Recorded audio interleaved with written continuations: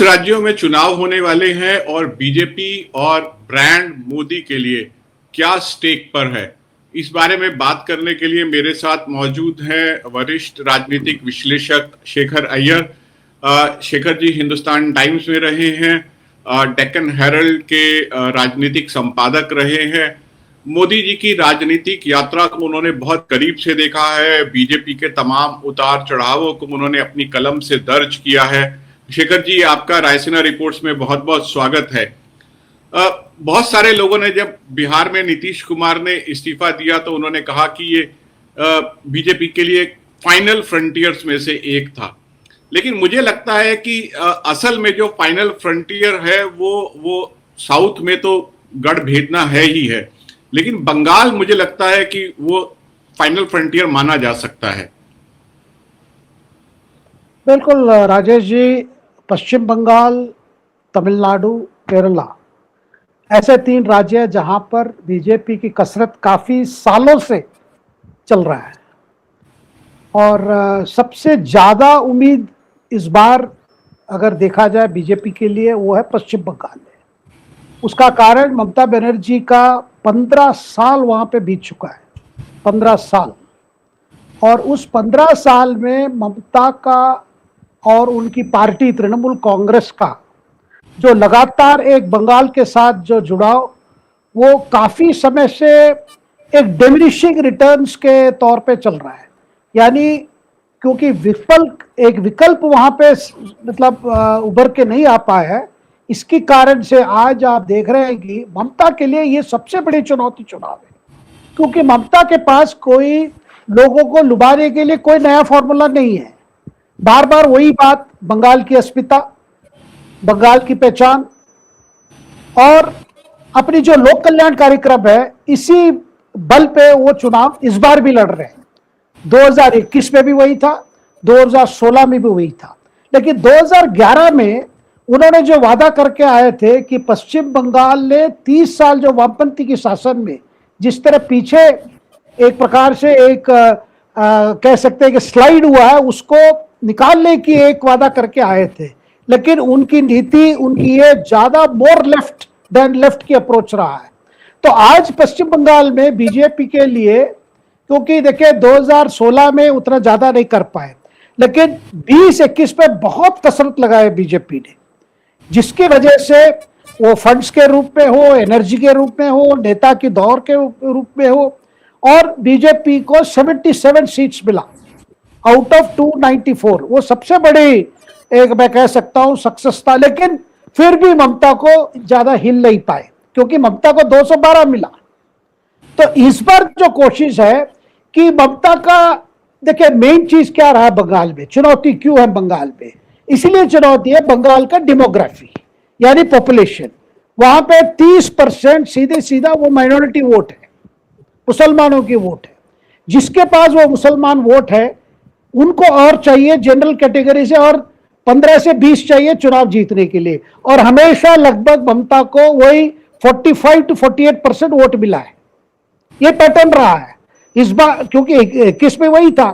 अब इस बार क्योंकि ममता के लिए अपने पार्टी के अंदर भी ऐसी एक परिस्थिति बनी है जहां पे ओल्ड वर्सेस यंग, कुछ लोग ममता बनर्जी के पुराने लॉयलिस्ट है, इस बार सारे अभिषेक बनर्जी के चॉइस है, जो कैंडिडेट लिस्ट पे भी ज्यादा उनका छाप है।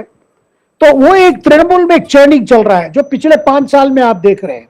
और तृणमूल कांग्रेस के अंदर जो करप्शन कहिए, inter party corruption, candidate selections को लेकर शासन में उसकी जो मारामारी जो चल रहा है, जो कहते हैं भाई जो टोल गेट यानी जो टोल मनी जो है, जो जिस तरह वसूल करते हैं, उसको लेकर मारामारी काफी हुआ है। सो ये सारे चीजें एक प्रकार से ममता के लिए नेगेटिव फैक्टर्स है। पॉजिटिव फैक्टर क्या है? ममता की लोक कल्याण कार्यक्रम लगातार ऐसी एक पैकेज रही है जिस पैकेज से उनकी माइनॉरिटी वोट्स के अलावा उनको महिला की वोट हमेशा मिली है। पिछले चुनाव में क्योंकि बीजेपी की कैंपेन बड़ा पर्सनल था, दीदी दीदी ओ दीदी इस तरह करके प्रधानमंत्री और बाकी नेता की जो कैंपेन रही है, जिससे बीजेपी को नुकसान हुआ। इस बार आप देख रहे हैं कि एक अलग अप्रोच बीजेपी ने लिया है कि ममता पर कोई पर्सनल कैंपेन नहीं है, लेकिन जो जिस तरह 15 साल में तृणमूल के शासन में जो बंगाल की हालत क्या हुई है, बेरोजगारी बढ़ी है, कोई इन्वेस्टमेंट नहीं आया है, और कृषि क्षेत्र में भी आप देखेंगे बंगाल की प्रोडक्टिविटी नीचे गया है। तो ऐसा एक स्थिति है जहां पे माइनॉरिटीज के अंदर भी तृणमूल के प्रति ज्यादा नहीं है, लेकिन विकल्प और एब्सेंस ऑफ विकल्प ना होने का कारण से आज ऐसी एक परिस्थिति है जहां पे तृणमूल के सामने या ममता के सामने बीजेपी सबसे बड़ी चुनौती है, साथ में कांग्रेस भी सारे 294 कॉन्स्टिट्यूंसी में कैंडिडेट दिए और वामपंथी भी है। अब ममता की यही बात है कि माइनॉरिटी वोट्स कहीं डिवाइड ना हो जाए, क्योंकि वो 30% उनको चाहिए। अब बीजेपी ने क्या किया है इस बार, बंगाल और बंगाल के अस्मिता को एक नया परिभाषा देने की कोशिश की है कि जो लगातार वहां पे इन्फिल्ट्रेशन जो चला है, इन्फिल्ट्रेशन को लेकर जिस तरह वोट बैंक बनी है, ये वोट बैंक नया नहीं है, वामपंथी के शासन में 30 साल में यही था। अब ममता का स्वयं एलिगेशन यही था कि एक साइंटिफिक रिगिंग ने लेफ्ट ने किया है ये जो घुसपैठियों को लेकर, क्योंकि जो भी अंदर आ जाते हैं बांग्लादेश से उनको सब कुछ मिल जाता है 4000 रुपया में, आधार कार्ड भी मिल जाएगा, वोटर कार्ड मिल जाएगा, पैन कार्ड भी मिल जाएगा। तो ये हमेशा एक मुद्दा रहा है, और ममता इस बार कोशिश ये कर रही है भाई किसी तरह माइनॉरिटी वोट्स को हम कैसे अपने हाथ में रखें। और तृणमूल की नेता जैसे हुमायूं कबीर, वो स्वयं एक प्रो माइनॉरिटीज पार्टी शुरू की है, ऑलरेडी एक इंडियन सेक्युलर फ्रंट भी है। तो कई ऐसी जगह है जहां पे लोग जो 6 महीना पहले कह देते हैं कि भाई ममता को कोई हिला नहीं सकता, ऐसी बात आज नहीं है, क्योंकि ममता के लिए वही 200 के ऊपर बरकरार रखना चैलेंज है। और बीजेपी इस बार जा रही है ये कोशिश में कि हो सकता है हम सत्ता हमारे हाथ में नहीं आए हैं, लेकिन तृणमूल की उल्टी गिनती शुरू हो गई है। यह कह के इन्होंने स्ट्रेटेजी बदला है, कैंडिडेट्स भी बदले, और एक बड़ा चुनौती बीजेपी में रहा बंगाल को लेकर कि आपस में लीडर्स की आपस में बहुत झगड़ा होता था। इस बार सारे सीनियर लीडर्स को मैदान में उतार दिया गया है, जो जाके लड़ो। शेखर जी, ममता बनर्जी ने एसआईआर को, जो स्पेशल इंटेंसिव रिव्यू है वोटर रोल्स का, उसको एक चुनावी मुद्दा बना दिया है। और आपको लगता है कि ममता बनर्जी अपनी इस रणनीति में कामयाब हो रही है? क्योंकि एसआईआर अगर एक मुद्दा बनता है तो ममता के खिलाफ जो कुशासन और भ्रष्टाचार के आरोप है वो कहीं पीछे छूट जाते हैं। देखिए, एसआईआर जिस तरह ममता बनाने की कोशिश कर रही है उतना मुद्दा नहीं है। जो लोग छूट गए हैं उनकी ये दौड़ा दौड़ी है, अपने कागज पत्र दिखाओ, ये दिखाओ, वो हर कॉन्स्टिट्यूंसी में कुछ ना कुछ संख्या है। लेकिन ज्यादातर जो इफेक्ट जो हुआ है, जो ममता डर रही है, जो लोग ऑलरेडी जिनकी डेथ हो चुकी है उनकी ऑटोमेटिक रिमूवल हुई है। और सबको पता है कि बंगाल में लगातार एक प्रॉक्सी वोटिंग हुई है, क्योंकि शासन, पुलिस कर्मचारी और जो एडमिनिस्ट्रेशन में तृणमूल की इतनी पकड़ है, इलेक्शन कमीशन की निगरानी की बावजूद आपने देखा होगा हमेशा वहां पे एक प्रकार से एक साइंटिफिक रिगिंग की फॉर्मूला जो ममता लेफ्ट को कहती थी खुद करती थी। और ममता का डर एसआईआर को लेकर इसीलिए है कि जो ड्राफ्ट रोल आया था उसमें कम से कम 72 कॉन्स्टिट्यूएंसी में जो नंबर ऑफ डिलीशन हुआ है इंक्लूडिंग द डेड, वो मार्जिन, विक्ट्री मार्जिन से ज्यादा है, और कई और 40 ऐसे कॉन्स्टिट्यूएंसी बराबर है। ये प्रॉब्लम बीजेपी के लिए भी है। बीजेपी के 77 कॉन्स्टिट्यूएंसी में 42 कॉन्स्टिट्यूएंसी में ऐसी है जहां पे डिलीशन मार्जिन से ज्यादा है। ये नहीं है कि केवल ममता की प्रॉब्लम है, लेकिन ममता ये कोशिश कर रही है भाई एसआईआर लोग तंग हो चुके हैं, कागज ले जाओ, ये ले जाओ। लेकिन मुझे नहीं लगता इस चुनाव में ऐसी एक आश्चर्यजनक परिणाम आ सकता है जिसमें आपको लगेगा कि एसआईआर जैसे बिहार में भी यही लेकर बड़ा किया था राहुल गांधी ने, लेकिन उतना इंपैक्ट नहीं हुआ। अब तमिलनाडु में चुपचाप हो गया मामला, कुछ ज्यादा वो नहीं है, केरल में भी कुछ नहीं है। क्या ये ममता को डर यही है कि जिनके पास कागज नहीं है उनको लेकर नहीं है, जो मर चुके हैं, जिनकी ऑटोमेटिक डिलीशन हो गया, क्योंकि आधार कार्ड यूज होता है डेथ सर्टिफिकेट के लिए।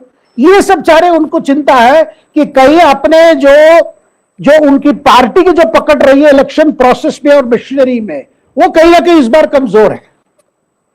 और दूसरी बात, ममता ने सुप्रीम कोर्ट गई, सुप्रीम कोर्ट स्वयं अपीयर की और एसआईआर के खिलाफ बहुत बड़ा मुहिम चलाया, जिसमें उनका काफी समय नष्ट हुआ।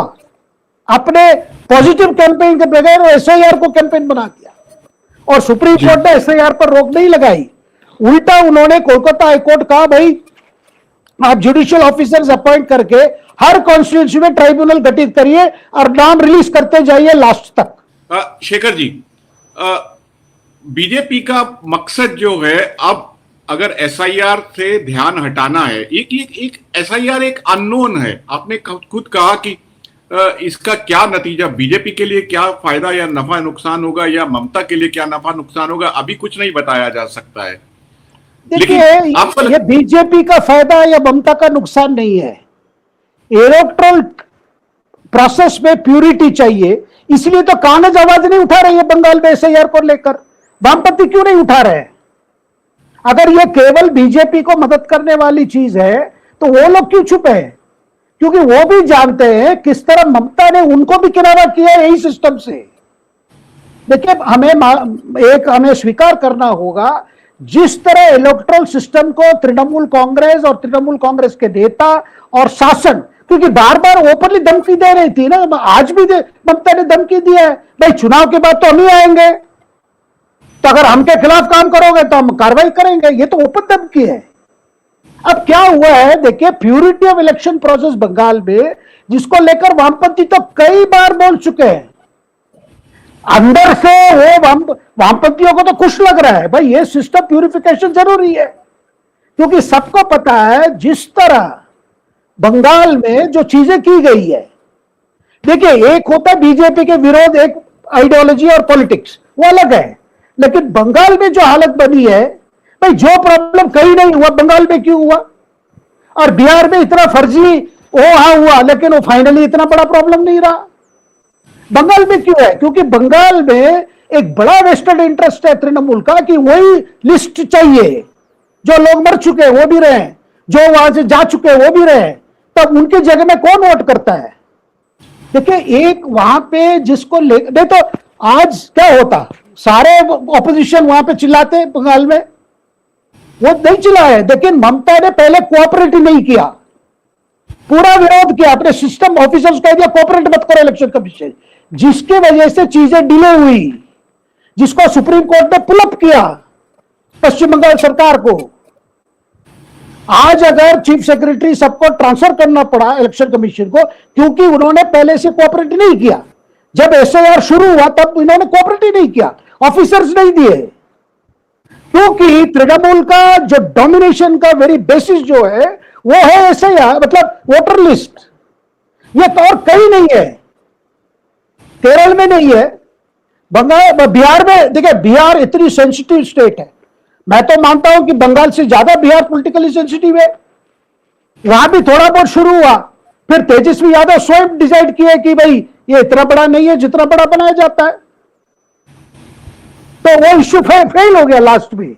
और यहां पे सिस्टम रेजिस्टेंस है, जिसकी वजह से Kolkata high court, supreme court ने बार बार, अभी भी लास्ट में कोऑपरेट नहीं किया। फिर कोलकाता सुप्रीम कोर्ट ने कहा भाई बाहर से ऑफिसर्स मंगा लो एजुकेट करने के लिए। मतलब ममता के लिए जैसा लग रहा है, भाई अगर कोई शुद्धिकरण हो जाए, कोट एंड कोट शुद्धिकरण, कहीं ना कहीं तृणमूल को लगता है, सिस्टम को जो 15 साल में इतना गहरा है वहां पे, उनको डर लगे भाई हमें कुछ प्रॉब्लम होगा, यही डर है ममता के अंदर। और दूसरी बात, नंदीग्राम में पिछले बार उन्होंने शुभेंदु अधिकारी को, जो नेता विपक्ष है, एक टाइम उनकी साथी भी थे, नंदीग्राम में उन्होंने वहां जाके लड़ा, कोई दूसरी कॉन्स्टिट्यूंसी नहीं था। 2021 में ममता हार गई नंदीग्राम में 1000 कुछ वोटों से। फिर दोबारा भवानीपुर में तृणमूल एमएलए जो जीत गए थे उनको रिजाइन करवा के फिर स्वयं खड़ा होकर बाई इलेक्शन में जीत के आई। इस बार सुरेंद्र वर्मा ने नंदीग्राम में भी लड़ रहे, चुनौती पर्सनल चुनौती है, और जाके भवानीपुर में लड़ रहे जो दक्षिण कलकत्ता के इंपॉर्टेंट कॉन्स्टिट्यूंसी है।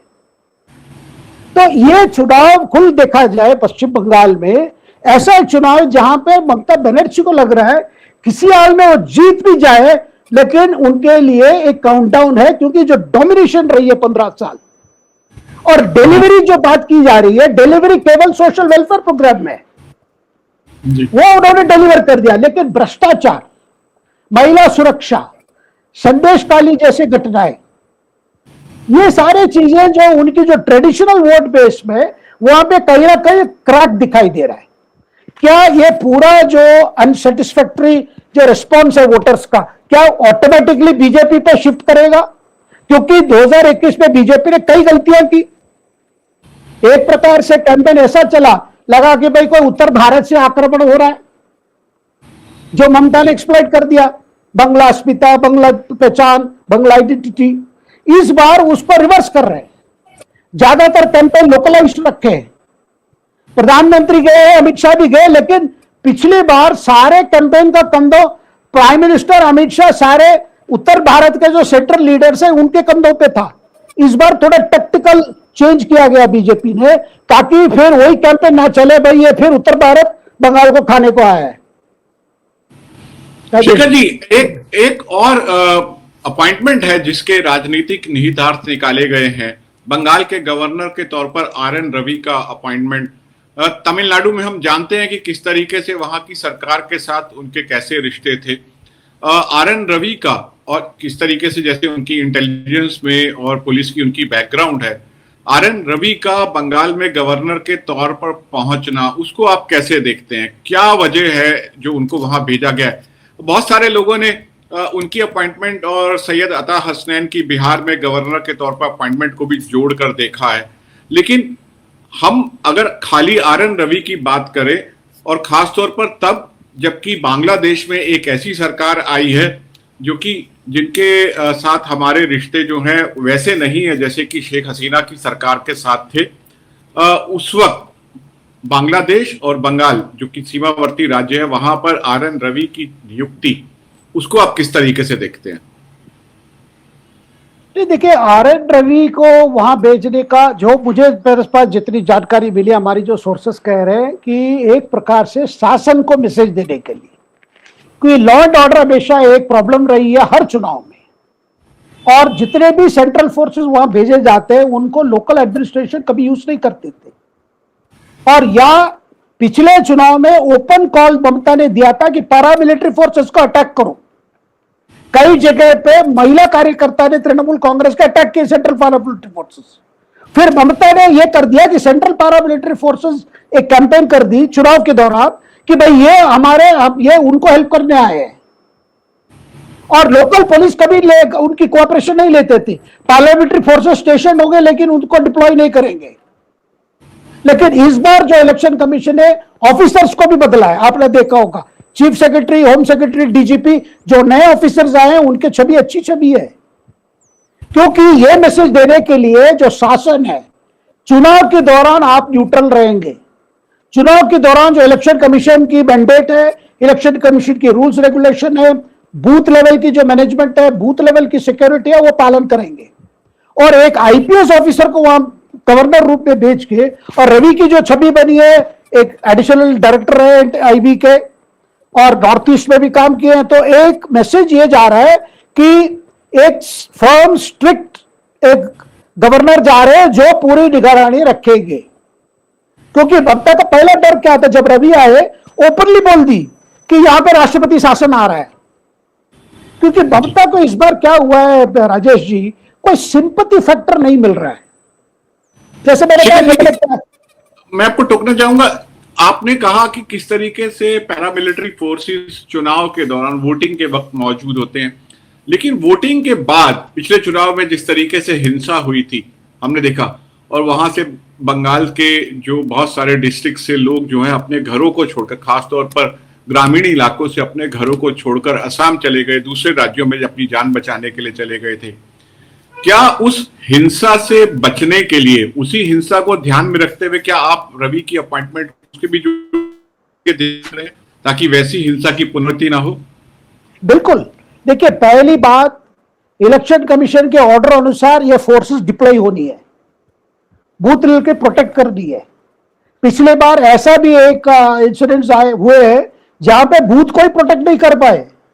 इस बार सिस्टमेटिकली। और दूसरी चीज आप देखेंगे 8 चरण की जो चुनाव को 2 चरण कर दिया है। पहला इलेक्शन कमीशन ने सोचा कि रोटेशन करेंगे फोर्सेस को, लेकिन जैसे ये रोटेट कर रहे थे, जो स्ट्राइक फोर्स था तृणमूल के, वो भी हर चरण में जाके गड़बड़ करते थे। इसलिए इस बार 2 चरण में। दूसरी बात, इस बार 2 चरण में मिक्स्ड होगा। यह नहीं है कि उत्तर बंगाल एक चरण में, दक्षिण बंगाल दूसरे चरण में, मिक्स्ड है। यानी उत्तर बंगाल में भी कई कॉन्स्टिट्यूंसीज होंगे 150 कुछ, और दक्षिण में भी होंगे, दक्षिण बंगाल में। तो ये मिक्स्ड कॉन्स्टिट्यूंसी भी एक प्रकार से तृणमूल की जो मिलिटेंट कैडर्स है या तृणमूल की जो मिलिटेंट बैकअप है वो ज्यादा हिंसा ना करे। क्योंकि हमेशा क्या होता था, गांव को मार्क किया जाता था, ये वामपंथियों की गांव है, ये बीजेपी समर्थक की गांव है, ये कांग्रेस की गांव है। क्योंकि आप मुर्शिदाबाद के एमपी जो है आपके चौधरी, वो स्वयं कहते थे भाई हमारी वोटर तो जा नहीं पाए वोट करने। पंचायत चुनाव में वामपंथी, भाजपा और तृणमूल तीनों जाके कैंडिडेट इकट्ठा फाइल किए नॉमिनेशन, क्योंकि नॉमिनेशन में भी अटैक होता था।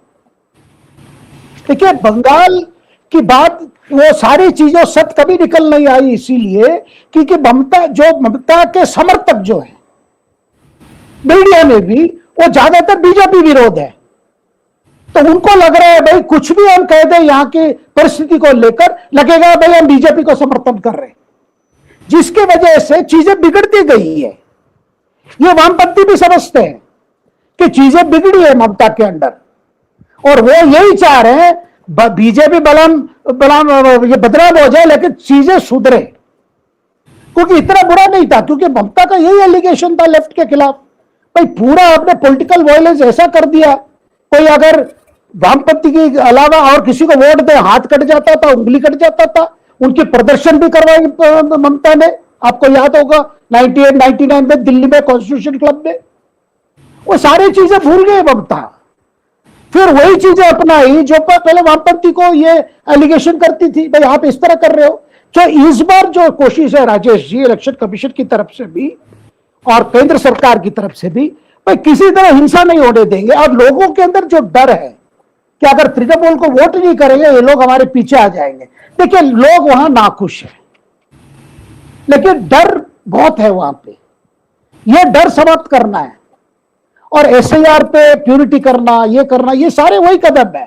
तो इस चुनाव में एक चीज होगा राजेश जी, बीजेपी जीते ना जीते अलग बात है, लेकिन ममता के लिए पहली होगा कि उनकी जो स्ट्रैंगल होल्ड है सेटअप पे और सिस्टम में, वो चैलेंज हो रही है जी।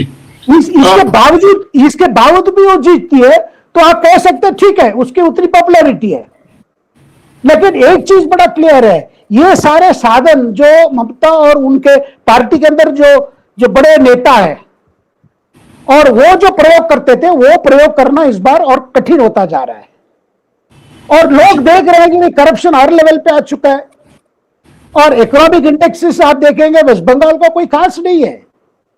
और ममता स्वयं कोई आइडियालेस इलेक्शन है, ममता के पास कुछ नया नहीं है, भाई बंगाल को ये कर देंगे वो कर देंगे, नहीं है। बस वही सोशल वेलफेयर को और थोड़ा कर देंगे, यही है उनकी। और दूसरी बात, जो नई पीढ़ी है तृणमूल में, वो वेट कर रहे हैं भाई ममता कब रिटायर करेंगे, अभिषेक बनर्जी टेक ओवर करेंगे। तो इसीलिए तृणमूल के अंदर भी वो टेंशन है। इस बार जो टिकट दिए गए, उन्होंने 73 कैंडिडेट्स को डिनाई कर दिया, सिटिंग एमएलएस को 73-74, वो भी बड़ी संख्या है, यानी 40% को बिठा दिया। तो आप समझ सकते हैं कितनी एंटी कंपेंसी फैक्टर्स ममता जान पा रही है कि ये सारी चीजें, क्योंकि 15 साल हो चुका है। शेखर जी, ये तो खैर बीजेपी का ये फॉर्मूला है, हमेशा वो 1/3 जो है वो कैंडिडेट्स चेंज करते हैं ताकि एंटी इनकम्बेंसी से निपटा जा सके। लगता है ममता ने वही फॉर्मूला, बीजेपी का फॉर्मूला अपना लिया है। नहीं, बीजेपी फॉर्मूला अपनाना वो चीज है, यहां पे कंपल्शन है। वो कंपल्शन जनरेशनल फाइट है, यानी अभिषेक बनर्जी नया चेहरा लाना चाहता है और कह रहा है कि भाई तृणमूल की जितनी प्रॉब्लम्स हुई है उसके कारण सीनियर्स हैं, उनकी भ्रष्टाचार, ऐसे मंत्रियां जिनके घर में 55 करोड़ की गड्डियां मिली। तो अभिषेक बनर्जी चाहता है भाई एक नया जोश लाना है, पुराने को डंप करना है। यही बात तमिलनाडु में हो रही है। तमिलनाडु में भी डीएमके के जो बाप बेटे, वो आपके उदयनिधि स्टालिन भी चाह रहे हैं यही, भाई पुरानों को हटा दो तो उसके साथ एंटी इनकम्बेंसी भी निकल जाएगा। यहां भी कोशिश यही है, भाई किसी तरह नए चेहरे ले आओ। और अभिषेक बनर्जी, देखिए एक दूसरी चीज मैं बता देना चाहता हूं, पहले ममता की स्कॉच्ड अर्थ पॉलिसी थी, कोई हालत में हम ऑपोजिशन को काम करने नहीं देंगे। फिर अभिषेक ने जैसी उसके ऊपर ईडी सब अपनी टाइटन की कई केसेस में, कोल स्मगलिंग केस, ये केस वो केस, उसके बाद अभिषेक बनर्जी ने एडवाइस किया ममता को, भाई पॉलिटिकली हम बीजेपी को रोक नहीं पाएंगे, हमें लोकप्रियता बढ़ानी है। तो वो स्कॉच्ड अर्थ पॉलिसी चेंज हुआ, यानी डायरेक्ट अटैक्स बंद हुआ। पिछले बार तो जेपी नड्डा के मोटरकेड में भी अटैक हो गया था जब वो राष्ट्रीय अध्यक्ष थे और कैंपेन जा रहे थे। इस बार ऐसी घटना नहीं हुई है। और अंदर से ममता को लग रहा है भाई रवि आ गए गवर्नर, सेंट्रल फोर्सेस बहुत परिमाण आ चुका है, क्या कहीं लास्ट मिनट में केंद्रीय शासन तो नहीं लग जाएगा। मुझे लगता है कि इतनी ऐसी ये नहीं देंगे, कोई इश्यू नहीं दे देंगे जहां Mamata can play the victim card, क्योंकि पिछले बार उनका कैंपेन यही था, हम बांग्लार में, मैं बंगाल के लड़की हूं, बंगाल के डॉक्टर हूं, अगर आपको मेरी इज्जत बचाना है तो तृणमूल को वोट कीजिए। इस बार कोई इमोशनल की गुंजाइश नहीं है, क्योंकि बीजेपी में केयरफुल हो गया है। जी जी जी शेखर जी, इस अपडेट के लिए बहुत बहुत शुक्रिया। हमारी कोशिश थी कि हम पांचों राज्यों में बात कर पाए, लेकिन हमारी चर्चा जो है वो बंगाल, वो अपने आप में ऐसा वृहद विषय है, उसी तक सीमित रह गई। लेकिन मैं उम्मीद करता हूं कि हम आपसे तमिलनाडु, केरला, असम और पुडुचेरी, इन सब के बारे में अलग अलग बात कर पाए, दर्शकों को आपकी जानकारी का लाभ मिले। अभी के लिए बहुत बहुत शुक्रिया। धन्यवाद।